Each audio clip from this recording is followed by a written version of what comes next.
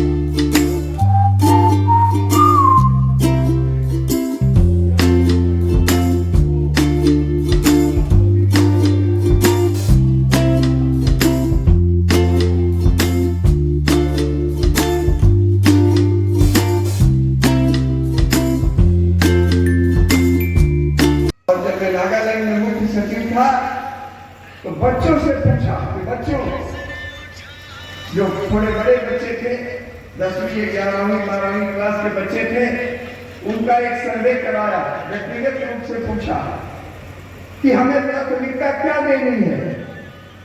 किसी ने कहा भ्रष्टाचार मिटाना है, किसी ने कहा गोली चलती है इसको बंद करना है, कानून व्यवस्था की हालत में सुधार करना है, किसी ने कुछ कहा, किसी ने कुछ कहा, लेकिन काफी बच्चों ने, ज्यादा बच्चों ने ये कहा कि हमारा जीवन बन जाएगा तो हम कहीं जाके अपना पेट भरेंगे, अपना परिवार चलाएंगे, हमें अच्छी शिक्षा चाहिए। और तब मैंने शिक्षकों के साथ वार्तालाप शुरू किया और एक प्रोग्राम का निर्माण हुआ जिसका नाम है communitisation of public institutions and services act. Assembly में पास हुआ 2009 में और वहां एक नया सिस्टम चला। शुरू में शिक्षक लोग हमसे कहते थे ये क्या कर रहे हैं आप, ये गांव के लोग, बच्चों के माँ बाप हमसे सीखेंगे, हम उनसे सीखेंगे। हमने कहा, जैसा आज कई लोगों ने कहा, एक शिक्षक का सबसे बड़ा संतोष क्या होता है कि हमने इस बच्चे को पढ़ाया है, इस बच्चे को पढ़ाया है, जीवन में वो इस पद पर है, इस पद पर है, इस पद पर है। केवल आपको तनख्वाह मिलती जाए और बच्चों का भविष्य ठीक नहीं हो तो आप क्या करेंगे? किसी और सरकारी नौकर की तरह आप भी अपना पेंशन लेंगे, अपने घर रहेंगे रिटायरमेंट के बाद। लेकिन हमारे गुरु जी तो जब तक जीवन में रहे तब तक मेरा नाम लेते थे, मुझे भी प्रतिष्ठा देते थे और मेरे दिल में उनके लिए हमेशा आदर वर्तमान था। ऐसे ही मैंने शिक्षकों को समझाया। हमने कहा कि ये नया सिस्टम 6 महीना मुझे दीजिए, 6 महीना के बाद यदि आप कहेंगे कि ये ठीक नहीं है तो मैं इस एक्ट को फाड़ कर फेंक दूंगा और बंद करा दूंगा। तो मैंने कहा कि शिक्षा और शिक्षक समाज की सबसे महत्वपूर्ण गतिविधि है और बिना शिक्षकों के समाज का भविष्य नहीं है। जब सुना कि शिक्षक दर्द में जी रहे हैं तो मैंने यही कहा कि जहाँ शिक्षक दर्द में जी रहे हों वो समाज चैन से नहीं सो सकता। इसलिए हम सब का दायित्व है कि मिलजुल के शिक्षकों का दर्द बांटें और शिक्षकों को समाज निर्माण, राष्ट्र निर्माण में प्रेरित करें।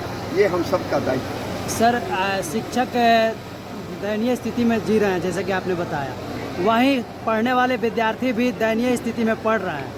तो आप एक पूर्व विधायक भी रहे हुए हैं, सचिव भी रहे हुए हैं केंद्रीय सरकार में और वरिष्ठ व्यक्ति हैं, तो आप उन विद्यार्थियों के प्रति क्या कहिएगा?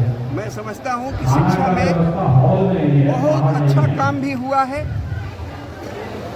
छात्रों की संख्या बढ़ी है, गांव-गांव में स्कूल खुले हैं, लेकिन गुणवत्ता में जो विकास होना चाहिए उसमें भारी कमी है। हमें गुणवत्ता पर ध्यान देना होगा। शिक्षकों की योग्यता, शिक्षकों की मनः स्थिति और शिक्षक इस रूप में हो जाएं कि शिक्षा को आगे बढ़ावें, ये हमारा प्रथम कर्तव्य है। खास करके गरीब शिक्षार्थियों का, जिनके पास संपत्ति नहीं है, जो प्राइवेट स्कूलों में नहीं जा सकते, उनके लिए सरकारी स्कूल ही माध्यम है।